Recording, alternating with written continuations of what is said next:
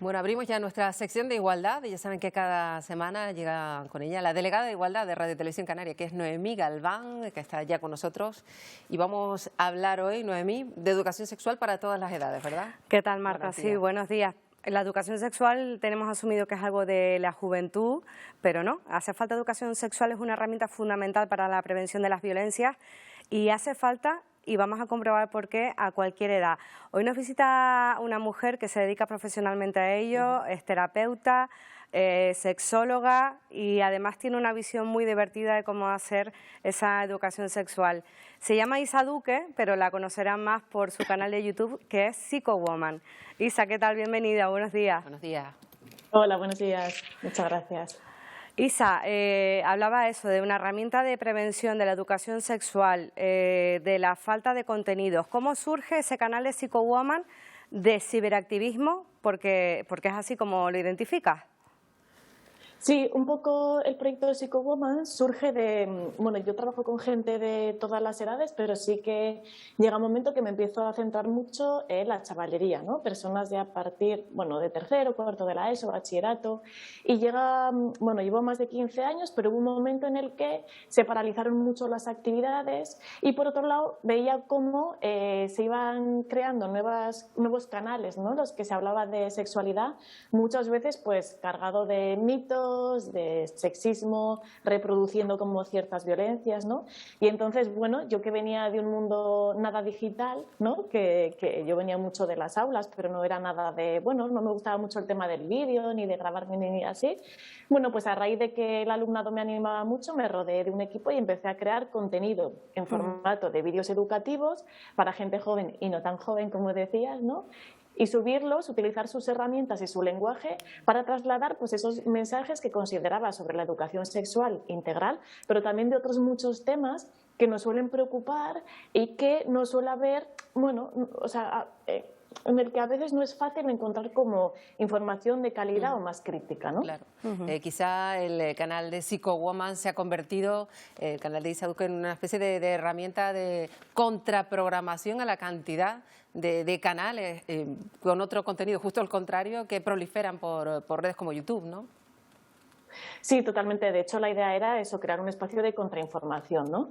Empecé en YouTube porque era lo que hace, pues, 8, 9, 7 años me decían como que era lo que más socializaba y ahora, por ejemplo, estoy como mucho más como 24/7, ¿no? Que decimos como en Instagram porque, bueno, porque he visto como que me da esa relación como más directa, esa interacción más instantánea, ¿no? Cuando tienen dudas. A TikTok aún, ¿no? Yo quiero tener vida, quiero tener tiempo, pero bueno, sí. Isa, si le ponemos una nota a la educación sexual que tenemos en nuestro país, ¿cuál le pondrías? Regular, ¿no? Regular. A mí me gusta mucho esto de regulinchi, ¿no? Que es como regular, pero así como, ¿no? Menos... Sí, bueno, claro, yo lo que... Depende mucho de las zonas, ¿no? De hecho, en Canarias ya sabéis que habéis sido y seguís siendo una comunidad pionera en abordar el tema de las sexualidades y además siempre desde una mirada que yo desde la península, ¿no? Ahora estoy bastante conectada con Canarias, pero yo recuerdo cuando empecé hace 15 años a estudiar sexología, como los materiales que teníais ahí, ¿no? Del colectivo Arimaguada, bueno, eran como referentes, ¿no? Yo lo que veo quizá más a nivel de península y a nivel un poco de Andalucía, que es por donde yo puedo como en ocasiones moverme más, pues yo siempre digo, ¿no? Que yo soy psicóloga, sexóloga, hago muchos talleres de emociones, de buenos tratos y antes hacía de educación sexual. Cada vez se hacen menos porque cada vez, a pesar de que tenemos claro que cada vez es más necesario, cada vez está más complicado, ¿no? Creo que es un tema que se ha politizado muchísimo con lo que eso pues conlleva. Claro, al final, bueno, entras en esos debates, ¿no? Ideológicos. Isa estaba, Marta, hace poco tiempo en Tenerife, precisamente en unas jornadas de salud sexual organizadas por el Ayuntamiento de San Miguel, y hablaba de un concepto. En este programa solemos hablar de cuestiones como la brecha salarial, los techos de cristal, y creo que es importante que lo empecemos a nombrar porque es muy llamativo, que es la brecha orgásmica. ¿Qué significa ese concepto, Isa? Correcto. La brecha orgásmica hace referencia a la diferencia que hay de poder tener orgasmos en encuentros sexuales hombre-mujer, porque no pasa así entre relaciones de otros géneros. Se ha visto a lo largo de diferentes investigaciones en el marco americano, en el marco europeo, también aquí tenemos algún estudio del 2016 y se veía como en todos estos estudios pasaba que en encuentros hombre-mujer en general, el 95% de los hombres solían tener orgasmos, pero las mujeres era del 65%. Y también hay otros estudios donde hablan de que si hablamos de siempre obtener orgasmos en los encuentros sexuales, lo tenían el 75% de hombres frente al 33%. Fijaros que es una brecha de alrededor de 40 puntos, ¿no? Y entonces desde la sexología, ¿no? También un poco reivindicamos cómo hemos hablado tanto de la brecha orgásmica, que hay que hablar, de la brecha salarial, que hay que hablarlo y hay que ponerlo sobre la mesa, pero fijaros cómo estos temas como que se hablan menos, que hay más tabú, hay más, ¿no?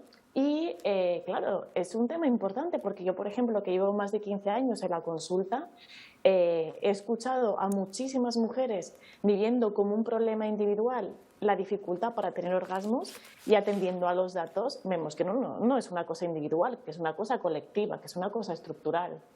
Y que al final muestra que es algo fundamental, que el placer femenino ha sido invisibilizado, que es al final lo que queremos hablar, ¿no? Y de lo que hablamos en esta sección. Como otras tantas facetas, pues la sexualidad femenina en ese caso es lo que ha sucedido. Te pregunto también, Isa, ¿cuántas personas van a tu consulta, por ejemplo, considerando que lo saben todo ya sobre la sexualidad y que llegan de repente y dicen, me han tenido engañada o engañado, no sé nada de sexualidad, de lo que me han contado?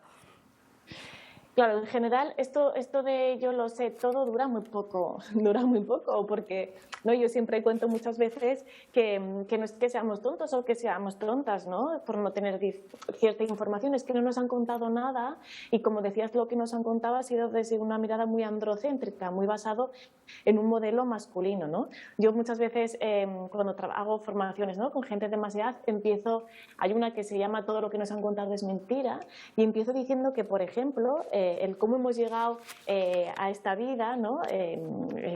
No todo el mundo, ¿no? Pero que se supone que es como que un espermatozoide, el más rápido al resto, pues no atraviesa el cervix, el cuello del útero, ve al óvulo que está ahí como esperando y le penetra, ¿no? Y se produce esa fecundación que en realidad está en eso, nos han engañado, porque lo que pasa es que los espermatozoides lo que hacen es gracias al mucus vaginal, al flujo vaginal, a un tipo de mucus, porque tenemos 6 tipos diferentes de mucus. Hay uno que es como el fértil, ¿no? Que les acompaña, les hace de escaleritas, le alimentan por el camino, rodean todos los espermatozoides al óvulo y a través de una comunicación químico-sensorial el óvulo se va a abrir al espermatozoide que considere que tiene mejor información. Fijaros que incluso la forma de llegar a este mundo que nos lo han contado como de una mirada tan de competición, al final como tan patriarcal, en realidad estamos aquí gracias a un acto de cooperación, ¿no? Y hasta en eso no nos han contado absolutamente nada, ¿no?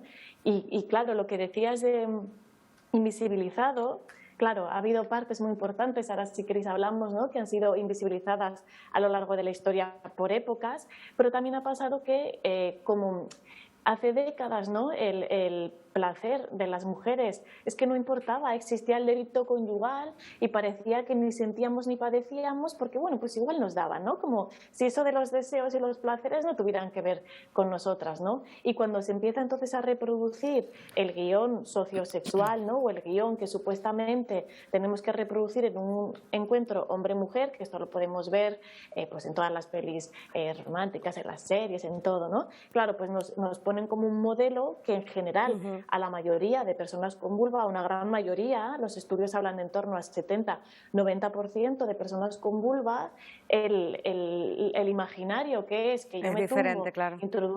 introducen un pene en la vagina y eso provoca que tenga muchos orgasmos, pues en el 70-90% no va a ser así. Isa, nos quedamos casi sin tiempo porque la sección es limitada. Esto ha sido solo un aperitivo. Claro.